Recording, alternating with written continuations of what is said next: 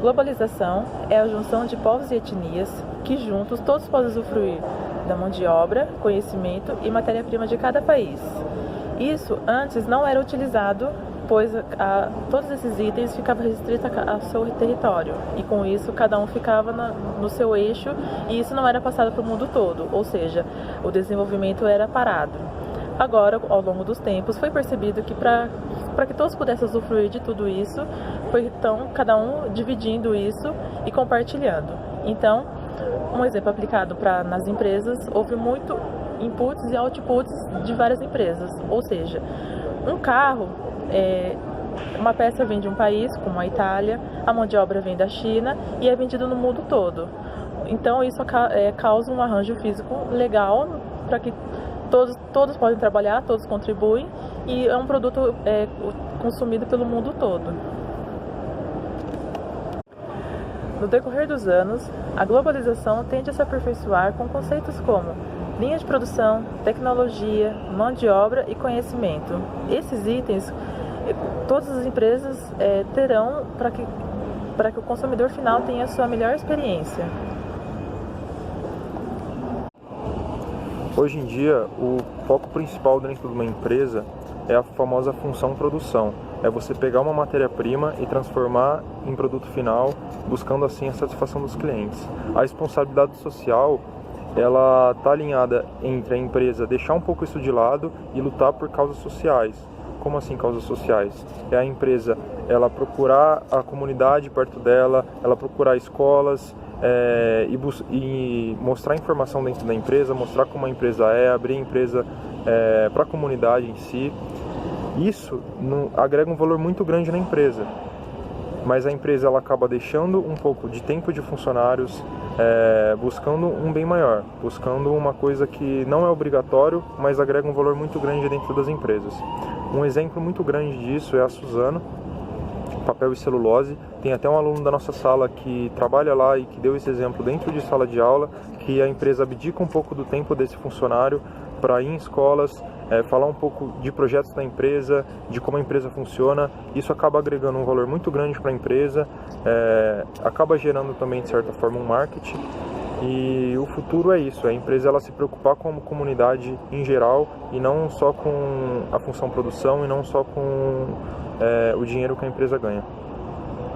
No âmbito da tecnologia, o que se pode dizer a administração das operações produtivas, pode-se fazer um pareto sobre a evolução dela. No caso, o que temos no passado é uma gradativa evolução a respeito da mão de obra. No caso, nós tínhamos os artesãos que tinham total controle sobre os seus processos e com isso veio o aumento da tecnologia, teve a Revolução Industrial e ali foi um novo marco. Aquele ali era o futuro daquela época. E assim a tecnologia ela veio evoluindo. Nos dias atuais nós temos softwares de controle de operações, nós temos softwares de controle de estoque e assim tudo tem ficado bem mais dinâmico, tudo tem ficado bem mais globalizado, assim como os outros temas têm apresentado. A facilidade e a intercomunicação para negócios, para relações exteriores, tudo isso se deve à tecnologia. Hoje em dia você tem uma fácil comunicação com o outro lado do país, uma fácil videochamada por conta da tecnologia. Antigamente era necessário viagens de longos dias para que isso pudesse ser concretizado, para que um conhecimento pudesse ser buscado do outro lado do mundo. E hoje em dia tudo isso está fácil. Nós podemos notar também no aumento dos controles de automação, em que hoje em dia as máquinas fazem tudo para os operadores. Os controles de estoque, os controles de qualidade, tudo isso é monitorado via software. Claramente possui uma mão de obra humana naquele momento. Porém, só que o futuro para a administração de operações produtivas promete, e no âmbito da tecnologia, seria uma maior volatilidade, uma maior qualidade, eficiência e eficácia desse determinado tema. Nós podemos já notar diversos drones fazendo serviços empresariais. Então, o que o futuro promete nesse âmbito seria algo que podemos prever em partes, por conta o artesão ele não poderia ter noção de que aquilo ia acontecer naquela época. Nós também não temos, porém temos alguns conceitos, algumas coisas guardadas, e o que podemos imaginar? Podemos imaginar que no futuro podemos pegar como exemplo um robô poderá estar fazendo para você o controle de estoque, um computador poderá estar dando para você uma maior acuracidade do seu estoque, porquanto hoje temos simuladores, hoje nós temos gargalos de produções, e hoje nós temos que olhar com nossos olhos humanos e ficar ali controlando aquilo.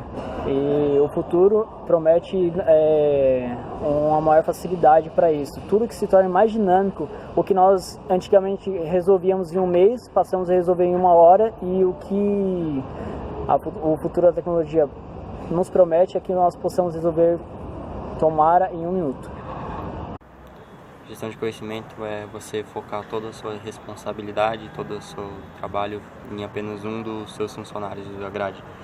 Digamos que ele tenha dos principais desvantagens disso é você focar toda a sua maior parte burocrática, digamos, numa única pessoa, e algum dia ela precisar se ausentar do seu no horário de trabalho por N motivos aí, tanto pessoais que seja.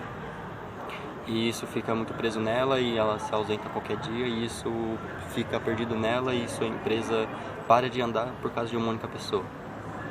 O que isso vai adiantar muito focar na gestão de produção, para a função produção. Ela irá fazer grande avanços com a produção, porque muitas vezes a pessoa que está lá como líder, ela só está como líder por conta da sua carga horária, que ela estava há anos naquela função, e por esse motivo ela está naquele mesmo cargo. Não pela capacidade, mas sim pelos anos de experiência dele, e fica muito preso neles. Um exemplo que eu posso dar na minha própria empresa, que é o setor responsável por gestão de alvará e licenças da empresa, e ela teve que sair de licença maternidade, e ela treinou durante 1 mês um funcionário, 2 meses aproximadamente. Ela treinou um funcionário para ficar toda responsável pela atividade dela, e nesses últimos 3 meses ele fez um trabalho excelente, só que aí ele se desligou da companhia, e tudo que ele aprendeu em 1, 2 meses eu tive que aprender em 1 dia, 2 dias no máximo, e hoje muitos dos processos estão parados por conta desse fato de falta de conhecimento. E um dos piores desvantagens disso é sua empresa depender tudo de apenas um funcionário. E focando futuramente isso, as empresas estão adquirindo ainda mais esse conceito de você compartilhar o conhecimento da empresa através de treinamentos, dinâmicas ou palestras que motivam a sua equipe através de ferramentas a compartilhar o conhecimento, que isso cada vez é mais benéfico para a empresa, e tem grandes vantagens com isso, porque às vezes você pega um funcionário de outro setor para conhecer o seu, e eles têm muito ponto de melhoria que às vezes você não enxergava, porque você simplesmente fica preso em um único negócio e você consegue olhar em vários aspectos. Responsabilidade ambiental. Hoje vemos muitas dificuldades em relação ao nosso meio ambiente. Árvores sendo destruídas, desmatamento, e as empresas hoje vêm fazendo vários trabalhos em relação ao nosso meio ambiente. Projetos de sustentabilidade, projetos de plantação de árvore, economia de água, reutilização da água da empresa. E para o futuro, o que vemos para o futuro é que cada vez que a gente planta uma árvore, reutiliza e temos a consciência de devolver à natureza tudo que a gente usa, o futuro será melhor para nós mesmos, pois com a devolução de tudo que tem para a natureza, a gente simplesmente vai ter e nunca vai acabar.